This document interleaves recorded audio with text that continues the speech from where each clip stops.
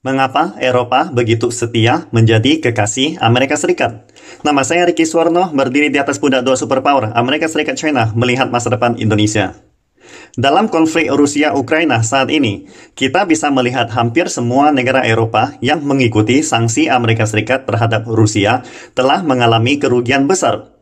Misalnya, inflasi besar belum lama ini di Jerman, Prancis, dan Spanyol telah mencapai titik baru tertinggi beberapa dekade terakhir.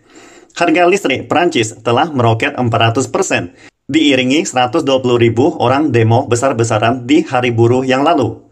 Telah menjadi hot topic pencarian di Google. Atau minyak nabati saat ini yang tidak lagi tersedia di supermarket Jerman. Termasuk semua kebutuhan hidup setiap hari seperti tepung maupun gandum telah menjadi barang rebutan dan lain sebagainya. Semua ini merupakan dampak efek samping terhadap sanksi Rusia, si raja pangan dunia. Ketidaknyamanan ini hanyalah permulaan. Bila berkepanjangan, ekonomi Eropa akan menghadapi momen terburuknya sejak depresi hebat pada awal tahun 1930-an. Belum lama ini, saya melihat sebuah artikel yang cukup menarik perhatian, yang mungkin bisa dibagikan dengan teman-teman di sini, berjudul, "Jelas Amerika Serikat telah memanipulasi banyak negara di dunia. Mengapa Eropa masih begitu setia mengikuti Paman Sam sepenuh hati?" Sebenarnya ada dua pertanyaan di sini. Pertama, mengapa Eropa harus mencari pengikut? Kedua, mengapa Eropa setia mengikuti Amerika Serikat? Artikel tersebut menekankan bahwa dua masalah di atas mencerminkan ketidakmampuan dan diskresi Uni Eropa. Hal ini kemudian terbuktikan dalam konflik Ukraina-Rusia hari ini, bahwa negara-negara Uni Eropa sebenarnya tidak memiliki kedaulatan dan kemandirian sendiri. Artinya, Uni Eropa adalah kekasih Amerika Serikat. Amerika Serikat adalah pecinta horor yang mengerikan bagi Eropa. Sedangkan NATO adalah kontrak kekasih antara Eropa dan Amerika Serikat. Hanya ada satu alasan mengapa para pengikut terus-menerus disakiti, dimanfaatkan, ditipu, namun tidak pernah meninggalkan pengikut, yaitu karena pengikut adalah pecinta horor. Arti dari pecinta horor atau kekasih yang mengerikan adalah penderitaan yang lebih menyakitkan jika Anda meninggalkannya daripada penderitaan saat Anda menjadi kekasihnya. Istilah zaman now adalah mengapa cewek lebih suka cowok yang nakal. Inilah alasan paling mendasar mengapa Eropa jelas tahu dimanfaatkan oleh Amerika Serikat, namun masih begitu setia mengikutinya. Donald Trump melihat ini dengan sangat jelas, sehingga selama masa jabatannya, beliau meminta Eropa untuk meningkatkan biaya kekasih, memaksa negara-negara Eropa untuk membayar lebih banyak biaya pertahanan garnisun. Seperti diketahui, sifat preman Paman Sam telah mendapatkan pengakuan dunia sejak lama. Apalagi di bawah kebijakan America First, Donald Trump telah menghabiskan semua kredit dasar yang seharusnya dimiliki suatu negara superpower dunia, sampai Amerika Serikat menghancurkan garis bawah manusia yang tidak tahu malu lagi. Mungkin inilah kekasih horor yang dibutuhkan Eropa. Namun, negara-negara Eropa tentu tidak mengakui bahwa mereka rela diasuh sendiri. Mereka lebih suka menggunakan kata-kata seperti memiliki nilai umum untuk menjelaskan alasan mengapa mereka begitu setia menjadi kekasih Paman Sam. Akan tetapi, ketika Amerika Serikat membantai orang Irak, Afghanistan, Libya, dan Syria, mengapa negara-negara Eropa serentak diam, tidak menekankan nilai umum mereka? Memang telah membuat banyak komunitas internasional bingung oleh karenanya. Jadi, alasan Eropa begitu setia mengikuti Amerika Serikat sebenarnya tidak ada hubungannya dengan apa yang mereka sebut sebagai nilai umum bersama. Namun, jika dipaksakan untuk mengakui mereka memiliki kesamaan, mungkin mereka memiliki sejarah penjarahan dan asal-usul nenek moyang bajak laut. Seperti diketahui, Eropa memiliki luas sekitar 10,53 juta kilometer persegi, atau 6,8% dari luas daratan muka bumi, menjadikannya sebagai benua terkecil kedua di dunia. Eropa mencakup 44 negara dengan total 750 juta jiwa, memiliki PDB sebesar 17 triliun dolar di tahun 2021 yang telah disalib oleh China sebesar 17,7 triliun dolar beberapa saat yang lalu. Dapat dilihat bahwa setelah Rusia dikecualikan, selain masalah ekonomi, negara-negara Eropa sebenarnya sangatlah kecil. Oleh karena itu, Eropa memiliki gejala megafobia secara alami terhadap Rusia sebagai negara tetangga raksasa di samping mereka, sehingga selalu waspada terhadap Rusia.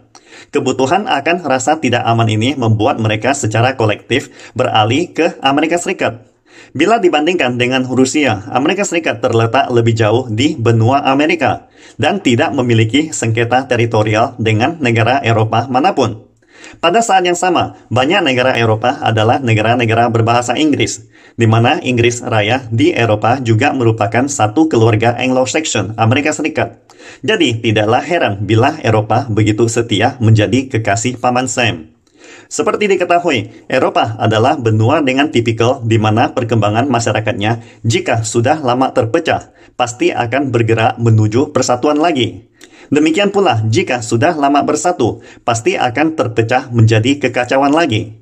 Tidak seperti China, di mana penyatuan total dapat dicapai oleh dinasti Qin. Negara-negara Eropa sulit untuk benar-benar bersatu. Uni Eropa hanyalah sebuah nightclub di mana semua orang dapat merokok dan minum bir bersama, tetapi pemiliknya selalu adalah Amerika Serikat. Dengan kata lain, Eropa adalah sekelompok orang yang bersatu dan kompak di permukaan. Tetapi sebenarnya mereka saling terpisah. Para pemimpin Eropa memiliki ambisi untuk menyatukan benua Eropa, tetapi tidak pernah memiliki kemampuan untuk menyatukannya, baik melalui penjajahan oleh satu negara kuat ataupun kerjasama negara-negara Eropa secara keseluruhan. Jadi, kumpulan-kumpulan geng-geng yang tidak bisa membentuk kelompok yang kuat dan mandiri hanya bisa mengandalkan kekuatan independen lain yang lebih kuat. Dalam kesempatan ini, Amerika Serikat adalah satu-satunya objek ketergantungan Eropa, walau Amerika Serikat adalah kekasih yang mengerikan bagi Eropa. Amerika Serikat adalah kekasih horor yang tidak bisa disingkirkan oleh Eropa. Ada rasa saling ketergantungan yang hampir tidak normal di antara mereka. Negara-negara Eropa terkadang sangat membutuhkan Amerika Serikat, kekasih mengerikan ini, untuk menyayangi mereka.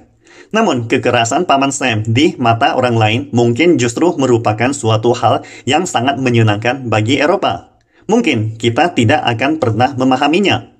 Tentu saja, negara-negara Eropa dan Amerika Serikat tidak bisa mewakili dunia, termasuk nilai-nilai peradabannya. Semuanya hanyalah ilusi berdasarkan rasa superioritas berdasarkan sejarah kriminal penjajahan berdarah mereka. Dapat dibayangkan dalam konflik Rusia dan Ukraina ini, jika Rusia tidak memiliki 6.000 senjata nuklir yang dapat menghancurkan Amerika Serikat dan Eropa kapan saja, Rusia pasti akan digerogoti oleh Amerika Serikat dan NATO tanpa tulang tersisa. Kesimpulannya, pada awal perang Rusia-Ukraina, Jerman tidak menekan Rusia secara mendalam, karena mereka percaya bahwa Ukraina akan rentan terhadap Rusia yang kuat, dan perang akan segera berlalu. Apalagi Jerman sangat tergantung pada Rusia untuk kebutuhan energinya. Setelah perang, semua Eropa masih harus berbisnis dengan Rusia.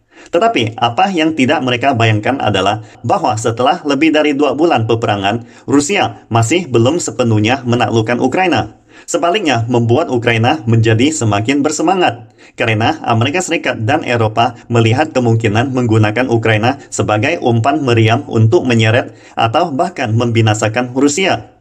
Jika peperangan terus berkelanjutan seperti ini, sangat berkemungkinan akan terjadi kekacauan di Rusia, atau tidak terlepas kemungkinan Presiden Putin akan dikudetakan. Dengan demikian, Paman Sam dapat membangun negara boneka pro-Amerika Serikat dan Eropa. Maka, Amerika Serikat dan Eropa dapat menjarah dan membagi semua kekayaan Rusia. Semua bahan pangan, minyak mentah, dan gas alam yang murah akan terus mengalir ke Eropa dan Amerika Serikat. Itulah sebabnya orang Eropa begitu setia menjadi kekasih Amerika Serikat, melepaskan topengnya mengeroyok Rusia habis-habisan. Singkatnya, Rusia yang lemah dan terpecah belah sangatlah cocok untuk kepentingan negara-negara Eropa dan tentu saja kepentingan Amerika Serikat. Pastikan Anda subscribe dan follow akun ini supaya senantiasa mendapatkan info terbaru tentang teknologi terkini AI berkaitan. Salam Indonesia Maju!